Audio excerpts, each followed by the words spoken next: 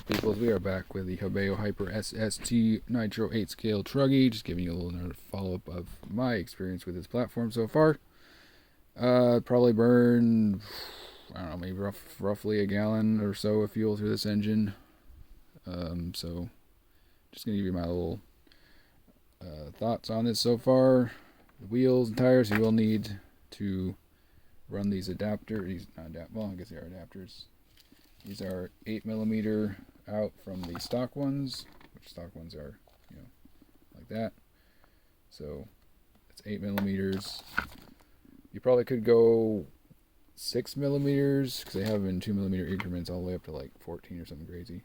But I measured the distance from here to here, the inside of the insert on both of them, and the difference was about 7mm. So I figured 8mm give me 1 extra millimeter of width if it does. I haven't measured it. I haven't measured the width after I installed them, but anyways, so that's what you need to do if you want to run aftermarket wheels without them rubbing all over the place there.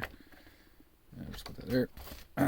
So let's see, body, obviously you can tell I've been using it a lot.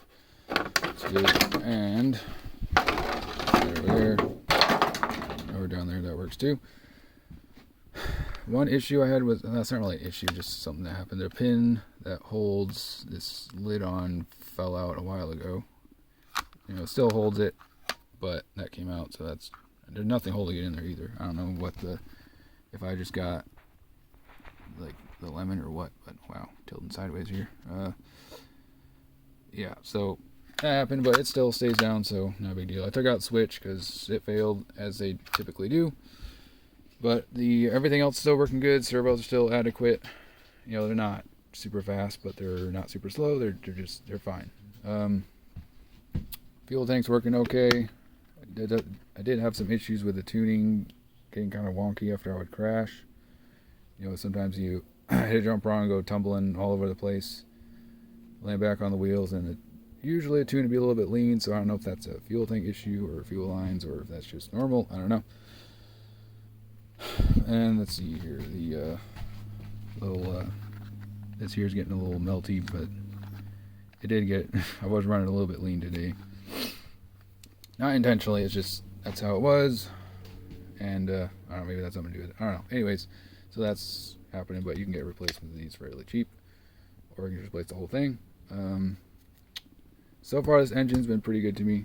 I can't really complain too much. I know I did make a video, I was kind of poo-pooing it a little bit, but that was mostly because I was frustrated with the stupid pull starter binding up on me. That was really annoying. But just get a bump box, replace the back plate with the just the standard back plate there, and so far so good.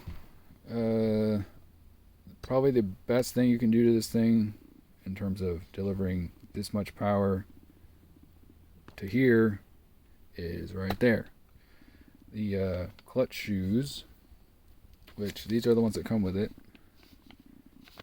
These are composite, which work fine. These are the exact same clutch shoes that come with this vehicle and they come with this vehicle.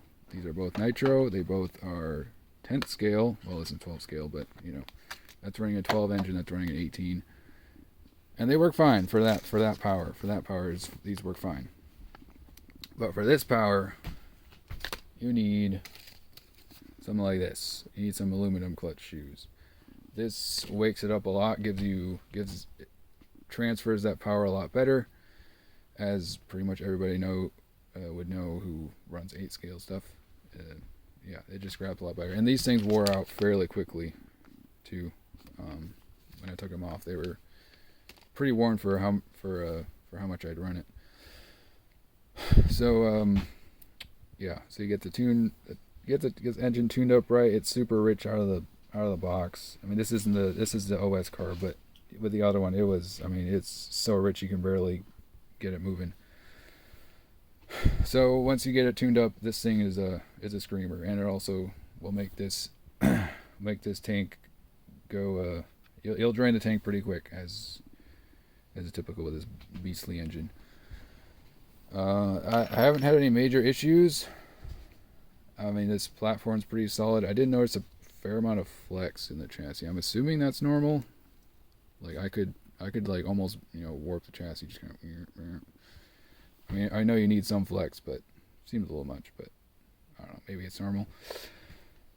But everything else is fine. Everything else is great. This thing is 100% stock except for the transmitter and receiver. But other than that, well, and the wheels and tires and the clutch shoes. And this, okay, so there's a couple things I changed, but fundamentally it's all stock. I mean, I haven't touched anything in the shocks, nothing on suspension. Everything is as it would be out of the box, mostly. And so far, this engine's holding up pretty good. It's holding its tune pretty good for what it is, and I can't really complain too much. And you know, a brand new one's $170, which compared to a race engine, which is, you know, $500-600, you know, it performed better, but it's also 3 or 4 times the cost. Can't really complain. So that's pretty much all I got for you there. It's a really solid platform, a great way to get into 8-scale Nitro without the huge upfront cost. Even with the stock radio, it works. It does it. I mean, there's fundamentally nothing wrong with it.